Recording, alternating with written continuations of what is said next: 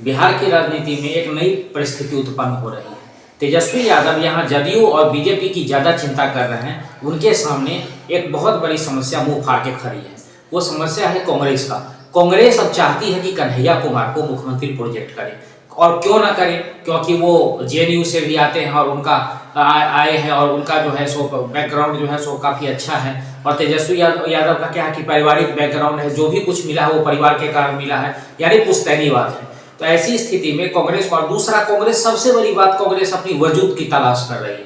जैसा कि उन्होंने दिल्ली और हरियाणा में किया, क्या हम चुनाव हारे तो हारे, लेकिन हमारे लोग कहीं हमसे अलग होके नहीं जाए। जो एक मायूसी है कांग्रेसी कार्यकर्ताओं में कि उनके जो उनको मतलब भरपूर मात्रा में सीटें लड़ने के लिए नहीं दी जाती है, उनको 4-5 सीट कहीं भी दे दी जाती है और कहते हैं कि आप इसी पे संतुष्ट हो जाइए। जहां उनको सीटें नहीं लड़ने के लिए मिलती है, वहां के जो कार्यकर्ता होते हैं वो काफ़ी निराश होते हैं। किसी अन्य पार्टी को वोट करने के बाद उनको लगता है कि हमने कांग्रेस का समर्थन किया है। ऐसी स्थिति में जिस प्रकार से उनके कार्यकर्ताओं में मायूसी हो रही थी, और बूथ लेवल तक के जितने कांग्रेस के जो पुराने कार्यकर्ता थे या पुराने कांग्रेसी परिवार से जो लोग आते थे, वो धीरे धीरे कांग्रेस से अन्य पार्टियों में शिफ्ट होना शुरू हो गए।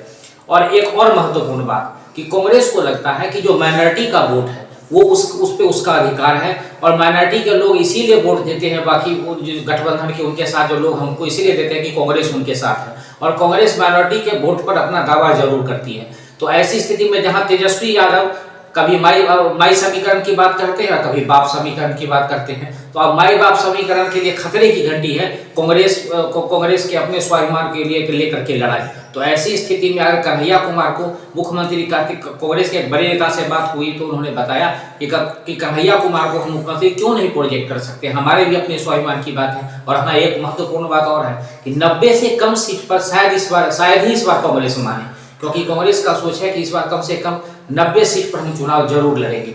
तो ऐसी स्थिति में अगर देखेंगे तो ये एक विकट परिस्थिति हो सकती है। और दूसरी ओर राहुल गांधी भी कह चुके हैं कि कांग्रेस में काफी बब्बर शेर है, लेकिन उनको पीछे से चेन लगा हुआ है, यानी यहाँ भी वही वजूद वाली बात कि वो हम खुल के नहीं कोई काम कर रहे हैं। तो ऐसी स्थिति में अगर देखा जाए तो अगर कांग्रेस अगर खुल के सामने आती है और इस चुनाव में अगर पूरी अपनी भागीदारी और शिरकत करती है, तो ऐसी स्थिति में तेजस्वी यादव के लिए गद्दी तक पहुंचना काफी कठिन हो जाएगा, और उनका राजयोग जो उनको लगता है कि मुझे मिलने और राजयोग प्राप्त होने वाला है, वो सपना कहीं ना कहीं अधूरा रह जाएगा।